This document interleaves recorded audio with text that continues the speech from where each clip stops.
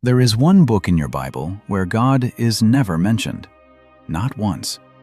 No prayer is recorded, no miracle is performed, no voice speaks from heaven, no angel appears. In the original Hebrew text, you can read every single word, from the first verse to the last, and you will never find his name. Not the sacred name, not even the simple word God. And it is the story of an orphan girl. Think about how strange that is. The Bible is a library about God. Every other book in it is soaked in his name. He speaks, he thunders, he parts seas, he fills temples. And then there is this one slim scroll, 10 chapters long, sitting quietly in the middle of your Old Testament, where heaven appears to be completely silent. Ancient readers noticed. Readers have wrestled with it for well over 2,000 years. Why would God allow a book into the Bible that never mentions him? Here is what I want to show you tonight. That silence is not an accident. It is not an oversight. It is the entire point. And it might be the most comforting point in all of Scripture. Especially if you happen to be living through a season right now where God feels silent to you. And here is the part that gives me chills every time. The answer to the whole mystery, the key that unlocks the book, is hiding in the girl's own name. But you can only hear it in Hebrew. So I am going to hold on to her name until exactly the right moment, near the end of our journey. And when I finally hand it to you, I think you will feel what readers have felt for centuries, the quiet shiver of realizing someone was here the whole time. So here is the game we are going to play. We are going to walk through this story the way you would walk through a house you suspect is not empty, slowly, carefully, looking for fingerprints. Because if God never speaks in this book, never acts openly, never signs his work, then either he truly is absent, or he is doing something far more interesting than absence. Let's go find out which. The story opens about 25 centuries ago, in one of the most jaw-dropping settings in the entire Bible. The Persian Empire at the absolute height of its power. The king is Ahasuerus. History knows him as Xerxes, and his empire runs, the book says, from India to Ethiopia, 127 provinces. This is not a legend kingdom. This is hard history. The Greek historian Herodotus, writing in that same century, describes this exact king, his court, his temper, and his obsessions in detail. Archaeologists have dug up the royal palace at Susa where this story takes place, the actual audience hall, with the bases of its towering columns still in the ground, matching the book's descriptions so closely that the lead excavator concluded the author clearly knew the Persian court from the inside. And the book opens with a party, not a dinner party, 180 days of feasting, half a year, as Xerxes displays the wealth of his empire to every noble and official he commands, followed by a 7-day banquet for the whole citadel, wine flowing without limit, served, and Herodotus confirms the Persians did exactly this, in vessels of gold, every cup different. Historians note that this gathering, in the 3rd year of his reign, fits precisely the moment Xerxes was assembling his nobles to plan his massive invasion of Greece. The Book of Esther and the pages of Herodotus are describing the same glittering, dangerous world. On the 7th day of that banquet, the king, merry with wine, the text says, sends for his queen, Vashti. He wants to display her beauty to a hall full of drunken men, the way he has been displaying his golden cups. And Vashti refuses. We are not told why. The book lets her walk off its pages with her dignity and her mystery intact. But the refusal of one woman at one party detonates the whole plot. The humiliated king, on the advice of his counselors, removes Vashti from her throne, and the empire begins searching for a new queen. Hold that thought. One refusal, at one banquet, on one particular night of wine. File it away. We are collecting fingerprints, remember. Now the camera turns, away from the marble and gold, down into the streets of Susa, to a girl this empire would never have noticed. Her Hebrew name is Hadassah. It means myrtle, a small evergreen with leaves that release their sweet fragrance when they are crushed. The rabbis of the Talmud lingered over that name because, in their tradition, the myrtle stands for the righteous, sweetest, somehow, under crushing. Remember that. This is a story about what comes out of a person when life presses down on them. And life has pressed down on Hadassah. She is a Jew, which means she is a child of the exile. Her people were torn from their land generations ago and scattered across this foreign empire. And she is an orphan. The text tells us plainly, she had neither father nor mother. The only family she has is an older cousin named Mordecai, who took her in and raised her as his own daughter. A displaced people, a broken family. A girl with two names, Hadassah at home, and a Persian name for the Persian world, Esther. Keep your eye on that second name. It is the one the book is named after. It is the one holding the key. Then the empire comes to her door. The king's officers are gathering beautiful young women from every province. Gathering, the text says, not inviting, and bringing them into the royal harem at Susa. Let's be honest about this scene, because it is not a fairy tale pageant. These are girls taken from their homes into the fortress of a king who discards queens, given 12 months of mandated beauty treatments, and sent in, one by one, to a man with absolute power, knowing that most of them will spend the rest of their lives in the second harem. Not wives, not free, simply kept. Esther does not apply for this. It happens to her, the way the exile happened to her people, and the way her parents' deaths happened to her childhood. If anyone in the Bible has reasons to conclude that God is absent, it is this girl. And notice what Mordecai tells her as she disappears behind those palace walls. Do not reveal your people or your kindred. Hide who you are.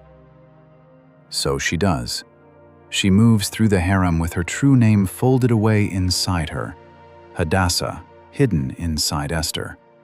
A hidden identity in a book about hiddenness. The clues are stacking up already, if you know how to look. And then, the book gives it to us in one almost weightless sentence. The king loved Esther more than all the women, and set the royal crown on her head. The orphan girl from the exile community is now queen of the largest empire on earth, and nobody in the palace knows what you know about her. Now, into this story walks the villain. His name is Haman, and the king promotes him above every other official. All the royal servants bow when he passes. Mordecai, sitting at the king's gate, will not bow. The book doesn't fully explain his reasons, but it tells us his ancestry and Haman's, and they are ancient enemies, peoples with generations of blood between them. Haman's wounded pride curdles into something monstrous. He decides that killing one Jew is too small. He will erase all of them.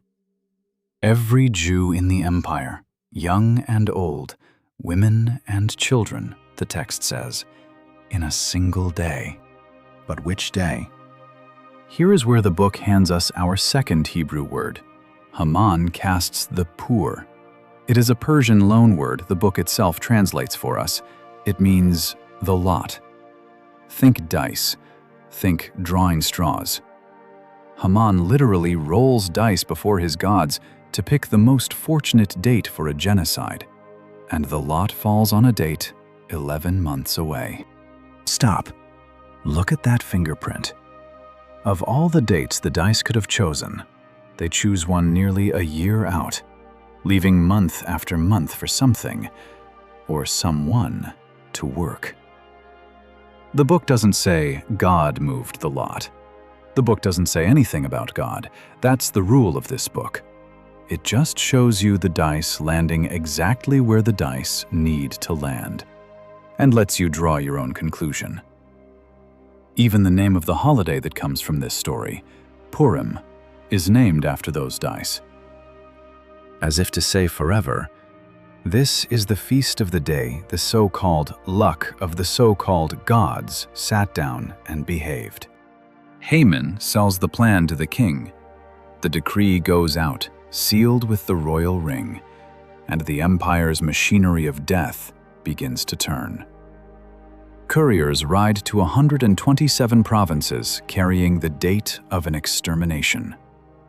When Mordecai hears, he tears his clothes and walks through the city wailing, and word reaches the queen. What follows is, for my money, one of the most electric conversations in the whole Bible, relayed back and forth through a messenger, between a man in sackcloth at the gate and a hidden Jewish girl on a Persian throne. Mordecai asks Esther to go to the king and plead for her people. Esther sends back the cold reality. Everyone knows the law. Anyone who approaches the king's inner court unsummoned dies, unless he extends the golden scepter. And the king has not called for me, she says.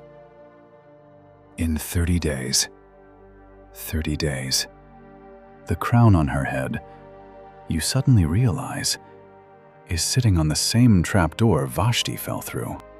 And then Mordecai sends back the words this whole book pivots on. If you keep silent at this time, relief and deliverance will rise for the Jews from another place. And notice that phrase, from another place. Because for centuries, readers have heard something whispering underneath it. A quiet nod toward a deliverer this book refuses to name. But you and your father's house will perish. And then, who knows whether you have not come to the kingdom for such a time as this. For such a time as this. Mordecai is doing something remarkable. He is reading Esther's life backward. The exile, the orphanhood, the gathering, the hiding, the crown.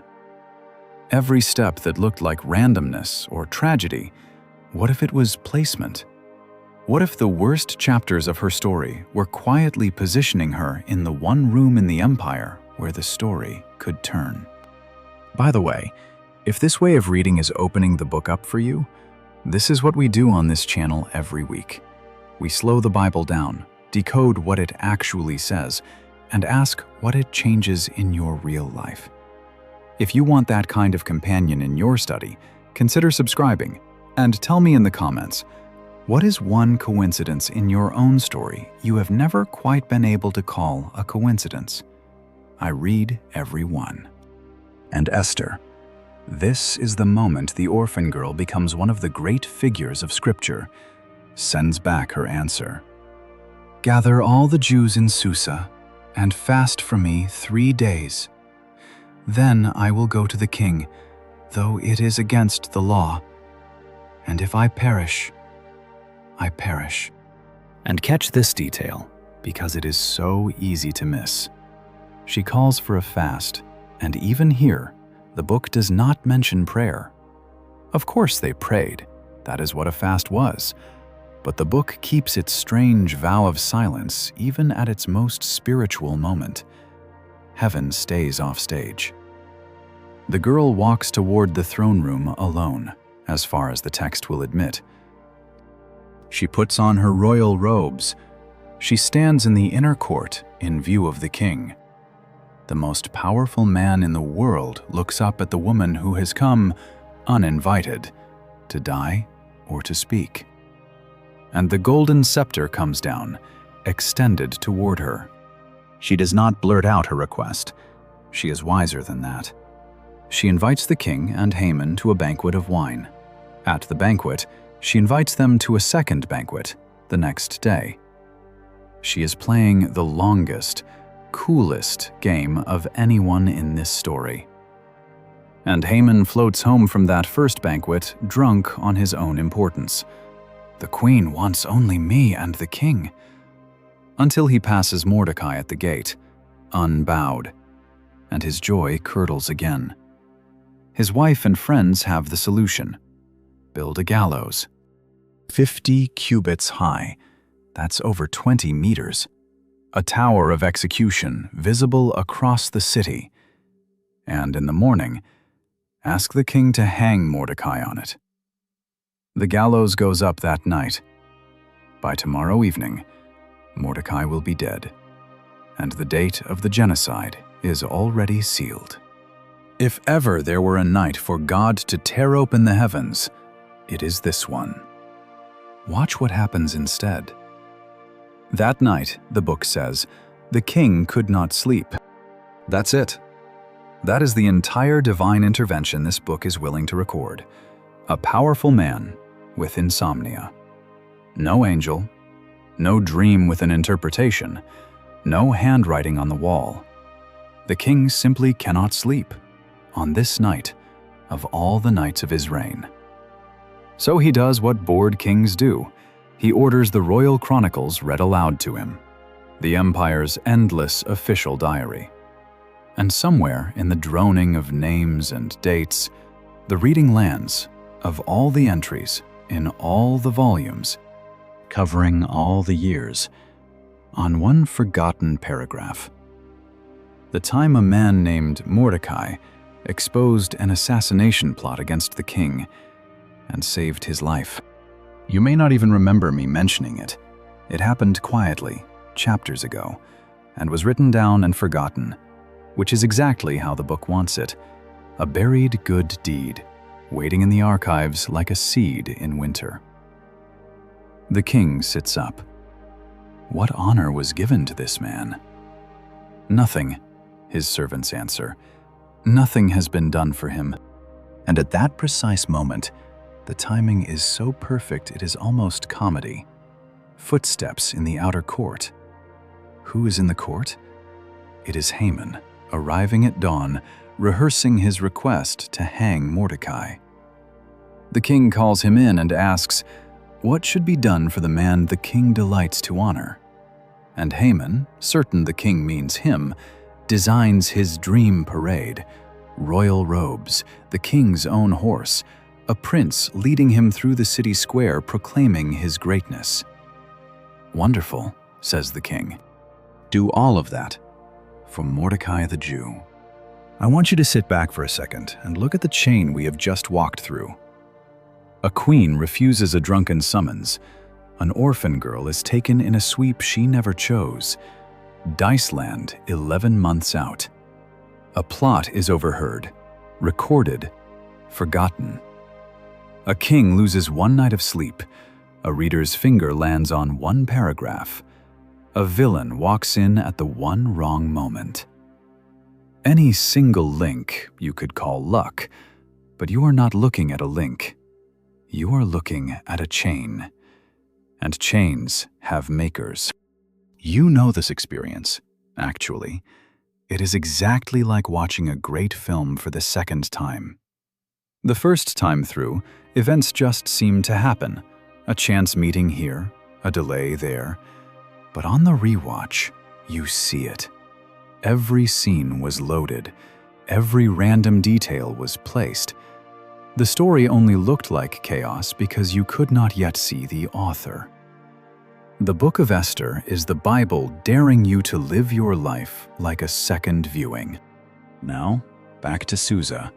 Because a gallows is still standing, a genocide is still scheduled, and the queen is about to play her final card. At the second banquet, the king, softened by wine and curiosity, asks Esther for her petition. Up to half the kingdom. And the hidden girl finally opens her hands and shows the empire who she is. If I have found favor in your sight, O king, let my life be given me at my petition, and my people at my request. For we have been sold, I and my people, to be destroyed, to be killed, to be annihilated. The king is on his feet. Who is he? Where is he? The man who would dare do this? And Esther turns and says the sentence she has been carrying since chapter 3. A foe and an enemy, this wicked Haman. In a single afternoon, the whole tower of the story flips upside down. Haman, begging for his life, falls across the queen's couch just as the king storms back in. And the king's servants, suddenly very talkative, mention that Haman has a gallows at home, 50 cubits high, built for the man whose words once saved the king's life. Hang him on it, says the king. And the man who rolled dice for a genocide swings from the tower he built for someone else.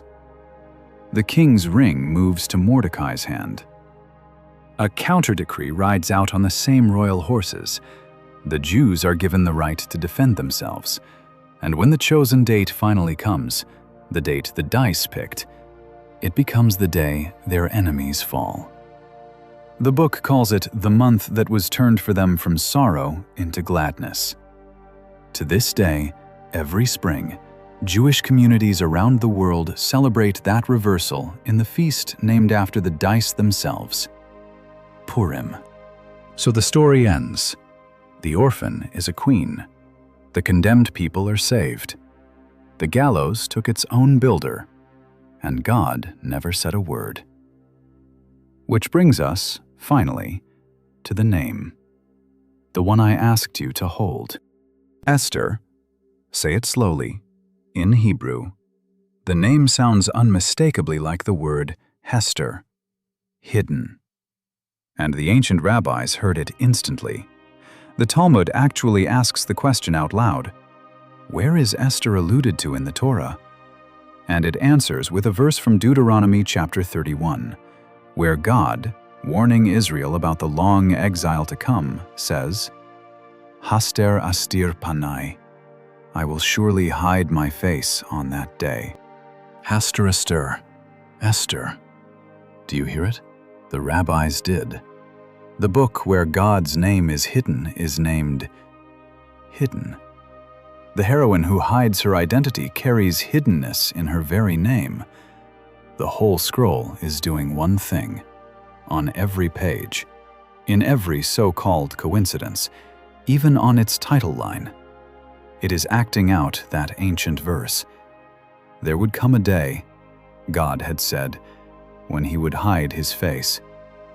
And here is the book from inside that day, written from within the silence, by people living in the exile, under foreign kings, with no temple, no prophets speaking, no fire falling from heaven.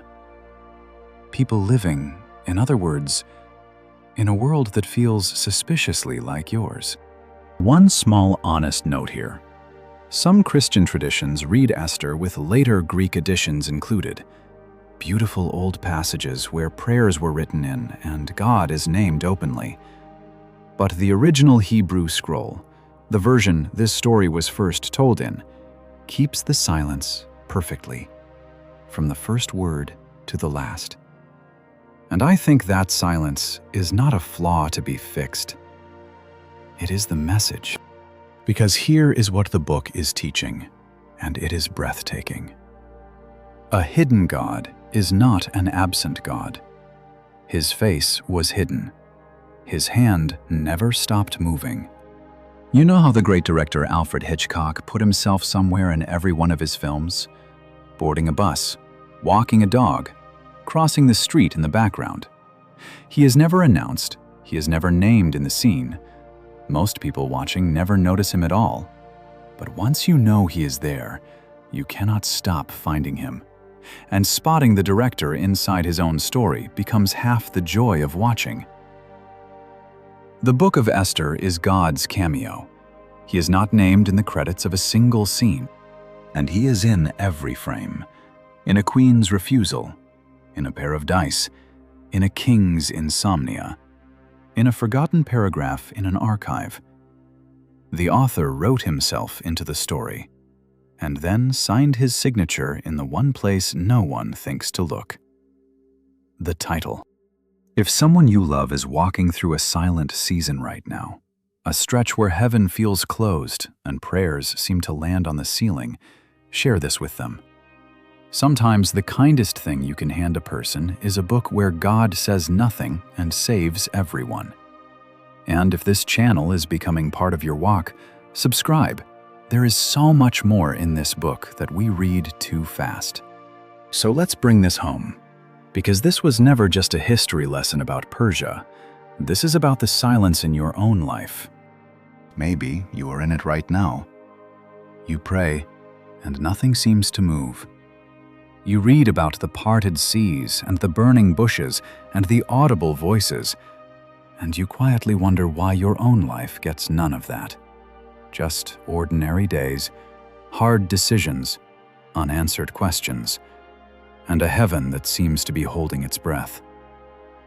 And somewhere in that silence, a thought creeps in. The oldest and coldest thought there is. Maybe he has forgotten me. Maybe he was never in this story at all. The book of Esther was written for exactly that thought. It is the Bible's own answer to the silent seasons, and notice the form the answer takes. Not an argument, not a lecture on providence, a story where the silence of God and the faithfulness of God turn out to be the same fabric, seen from two different sides. In Esther, God's silence is not God's absence. It is God working with his gloves on, leaving no fingerprints, except the ones you find when you finally re-watch the tape. So here are two things I want you to actually do this week. Not feel, do. First, re-watch your own tape. Take 10 minutes, take a piece of paper, and write down 3 moments in your life that you have always filed under coincidence. The meeting you almost missed. The door that closed and forced you down the corridor that became your life. The person who appeared at exactly the wrong, right moment. Write them down, and then look at them the way you would look at a film on second viewing, asking, gently, what if that was placement? You are not forcing an answer. You are just finally looking. Esther's life looked like exile, orphanhood, and bad luck, right up until Mordecai read it backward. And second, stand in your placement. For such a time as this was not written for queens. It is the question that hangs over the room you are in right now. The job you did not plan on, the family seat you occupy, the neighborhood, the classroom, the hospital ward, the group chat where you happen, so to speak, to be the one who is there. Who knows whether you have not come into that exact position for such a time as this? This week, do one thing from your position that only the person in your position can do. Speak the word. Make the call. Stand in the gap.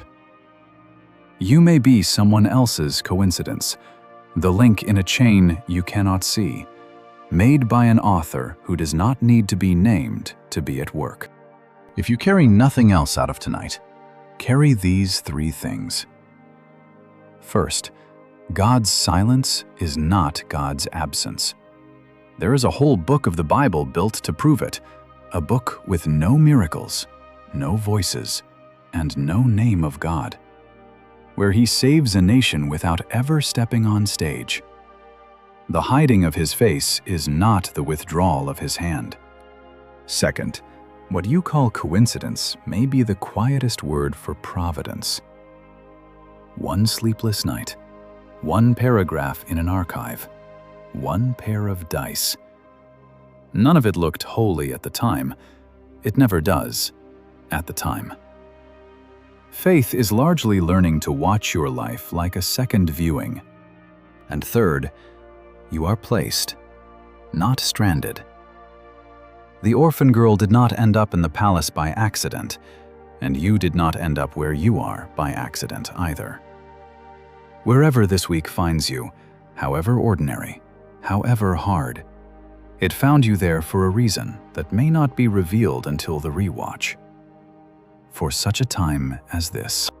So wherever you are tonight, and especially if you are in the silence, may you have eyes to find the cameo. May you read your own story backward and catch the fingerprints of a God too humble to sign his scenes and too faithful to leave them. May the hidden face turn toward you, and may you feel, even in the quiet, the moving of his hand. He has not forgotten you. He has never once been absent. He is simply working the way he worked in Susa, silently, perfectly, and entirely for you. God bless you, and keep watching for him.